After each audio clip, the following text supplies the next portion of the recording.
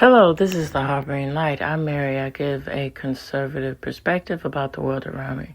So this episode is all about giving appreciation and the thanks to the holiday Labor Day. And of course, all of y'all, I would like to hear and know in the comments on YouTube and of course through email, Substack, and on X. What are your thoughts about Labor Day? All right, so let's get into it.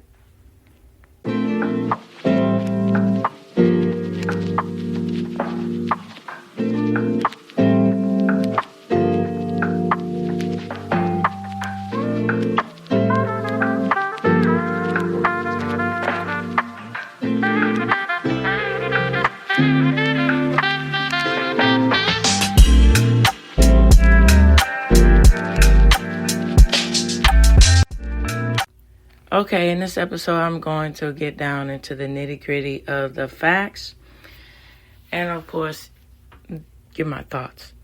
So, but this I'm just going to run it out as a educational, factual aspect and go from there.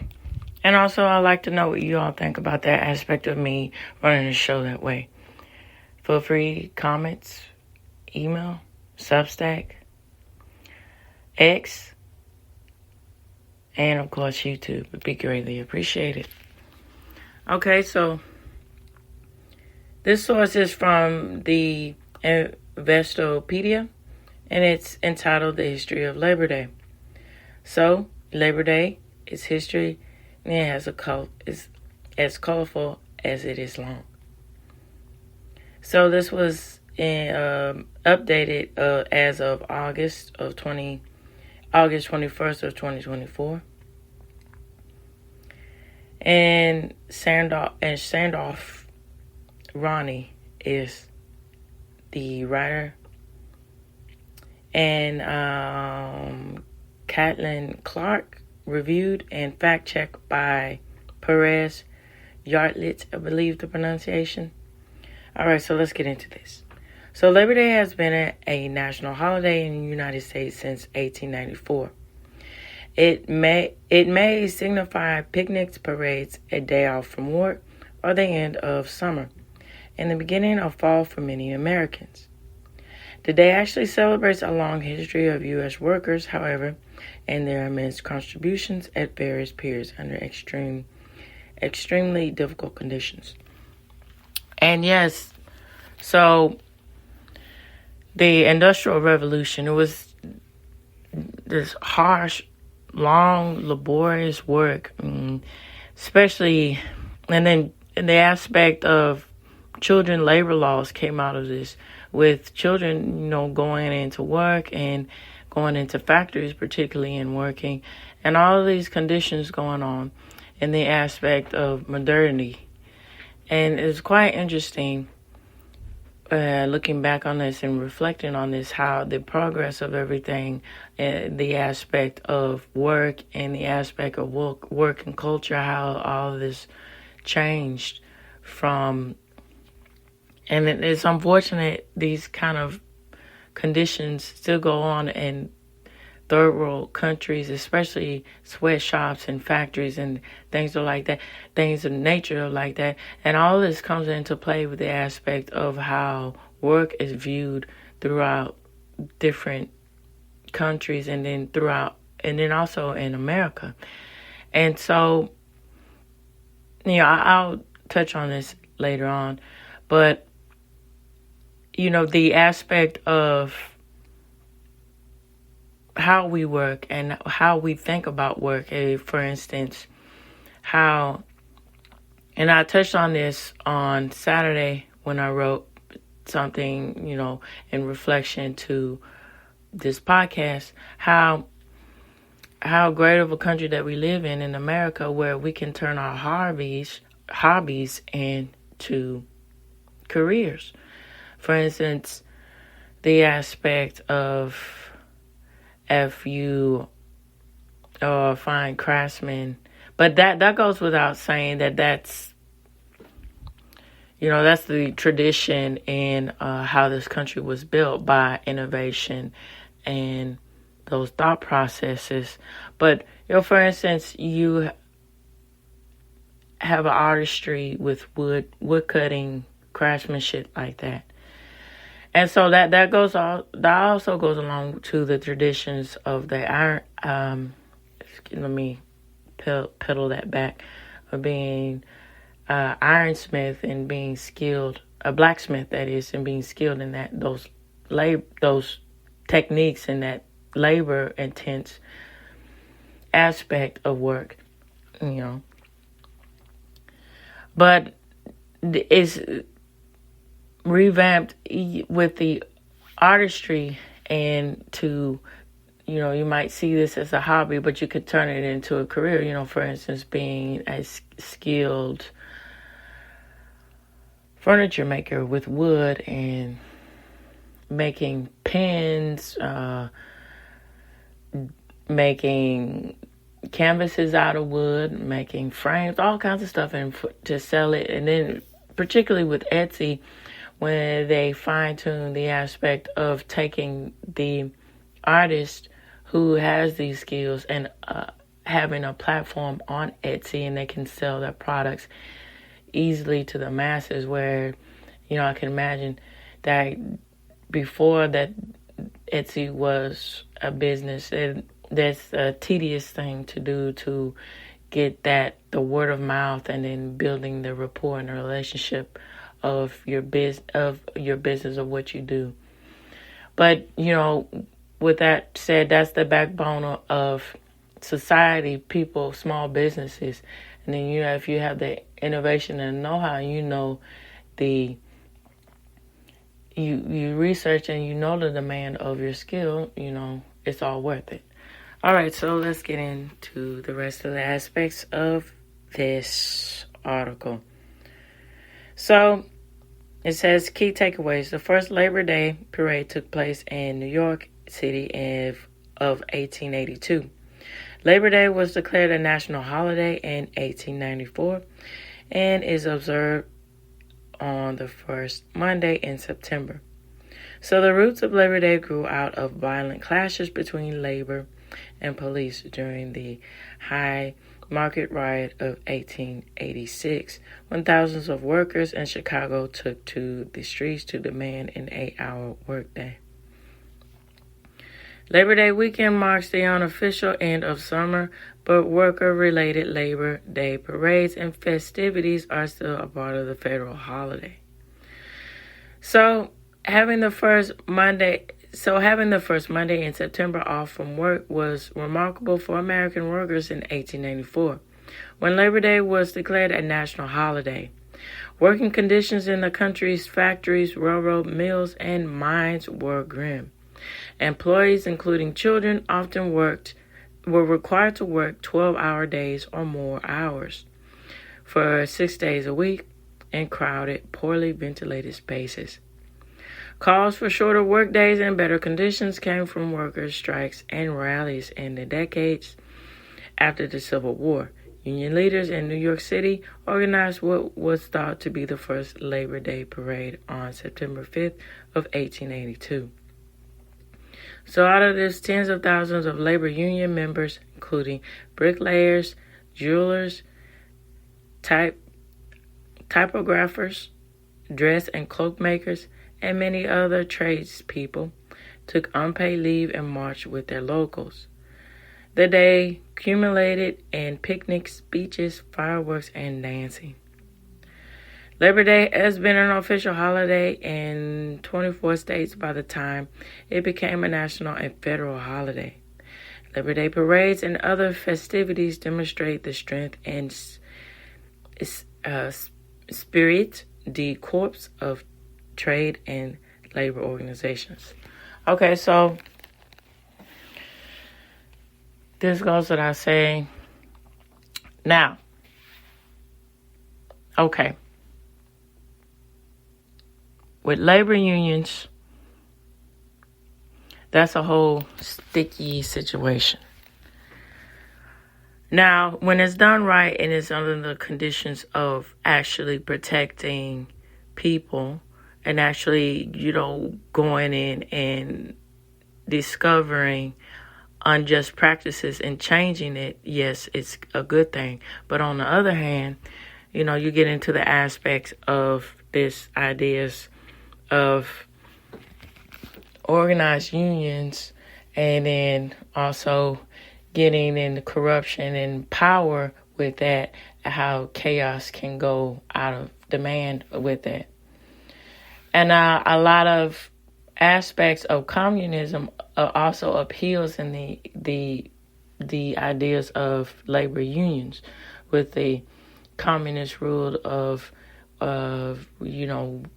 we will uproot and upright the people through these labor unions, through that we are all united in the forefront to go against the system. But you gotta lay that in line that, again, that brings up the question of when the wrong person is at hand and corruption goes allayed, so many people are at the hand of this, and chaos comes into mind, and chaos is inevitably at the stake of this aspect of communism being uprooted and the aspect of unions. And so that's the beauty of capitalism, for its problems, but for all its many benefits, it wipes out that aspect of these niche people being at the control of everything, and everybody has a fall will to it. And that's, how these things evolve into the aspect of how work is seen in America is something to think about. And so also with the aspect of working from home, how that evolved too, with the demands, particularly with not having that emotional aspect of being separated from your family, where you can, especially you have children, and then also with the aspect of adults who have parents, older parents to take care of, or they have other family members to take care of, and then having that idea of working from home that offset those kind of, they're not really problems, but to help have a benefit to balancing work and life. And that's quite remarkable. And again, that comes out of the aspect of capitalism. And also with the American spirit of having the liberties to have all the different thoughts and the different aspects of beliefs, and being open to form to respect people who have these different beliefs. That's how it evolved to all of these different types of jobs that are out today. Even the aspect of YouTube, with making a career of being a commentator on YouTube, and how that expand to the aspect of how work and careers are seen in today's society. Even the aspect of being a professional gamer, all these things. It's quite interesting. So, all right, so both Labor Day and May Day grew out of violent clashes between labor and police in the American Midwest. May Day is another worker holiday. What is known as the Haymarket riot or Haymarket incident, which began on May 1st of 1886, thousands of workers took to the streets of Chicago to demand an 8-hour workday. The demonstration lasted 4 days. A bomb set off on May 4th, killing 7 police officers and 8 civilians. The perp for this, who committed this crime, was never identified.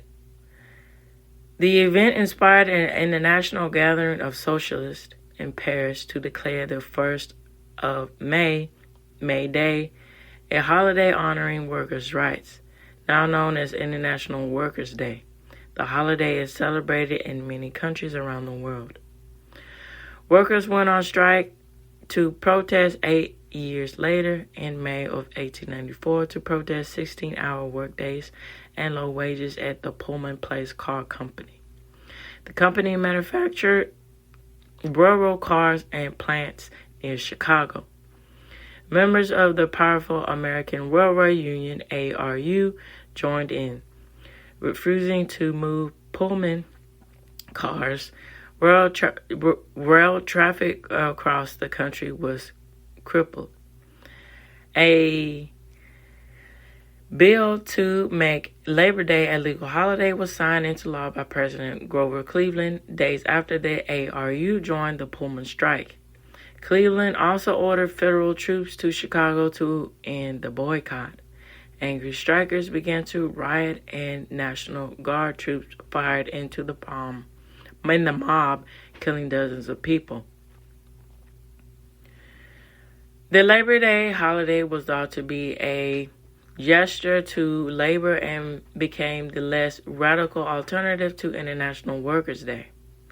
So company owners, and then, that goes out to the aspect of peaceful protests and then riots. And then, how that all comes to the demand of what that, again, the aspect of that really is prevalent with the adage that history repeats itself. When we get into the times that we're living in today, you got to pay attention to the aspect of peaceful protests and going through the judicial process of getting something done versus just going off your emotions and getting in the streets. We got to get in the streets and make it known and be rightful in our protests and destroy everything. And what does that really help? And so Henry Ford made more than double wages to let me say that again. So Henry Ford more than doubled wages to $5 a day in 1914. He cut workers' hours per day from 9 to 8 in 1926. So out of this, rivals realized he might be on to something when his profits doubled in 2 years.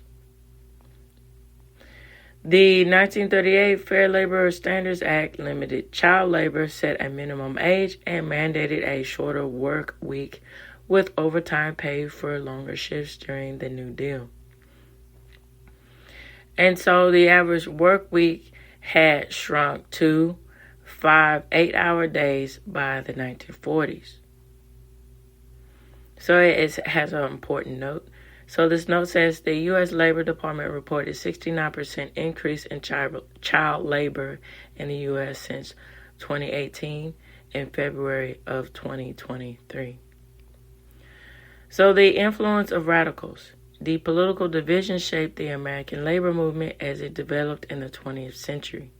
Many early labor organizers were the communists, socialists, and anarchists, that is, who saw the potential of collective worker actions to create a more just society. And see, that's what I was talking about, but the labor unions using that as a shield to have these very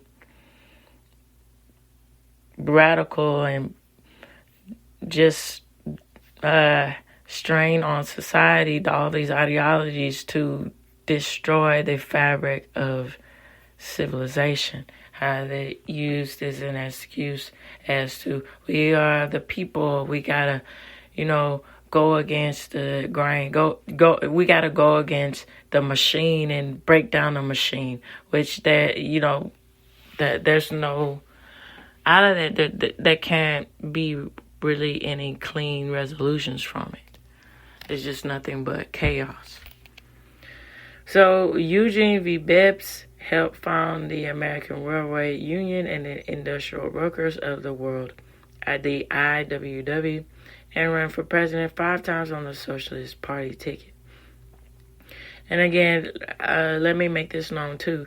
It's one thing to be innovative and to want to do things that are different, but you got to keep in mind of the aspect of doing things civilly.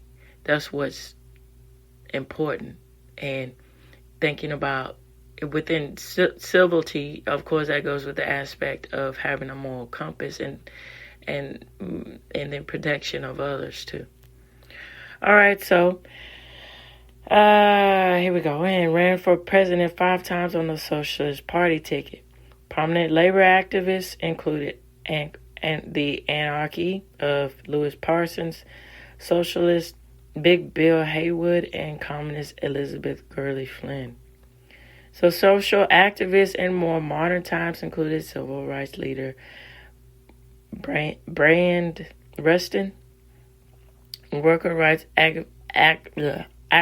advocate and Secretary of Labor Francis Perkins, and farm worker champion Dolores Huerta. So, government-sanctioned persecution. Leaders were often arrested on political grounds after major strikes and demonstrations. Sources of foreign-born radicals and labor organizers were rounded up by the police in Chicago and elsewhere after the Haymarket incident. 8 men labeled as anarchists were convicted in a trial in which no evidence was presented that linked the defendants to the bombing. 7 of the men were sentenced to death and 4 of them were hanged. They were among many people who were unjustly tried and executed to tamp down the growing labor movement and rid of radical leaders.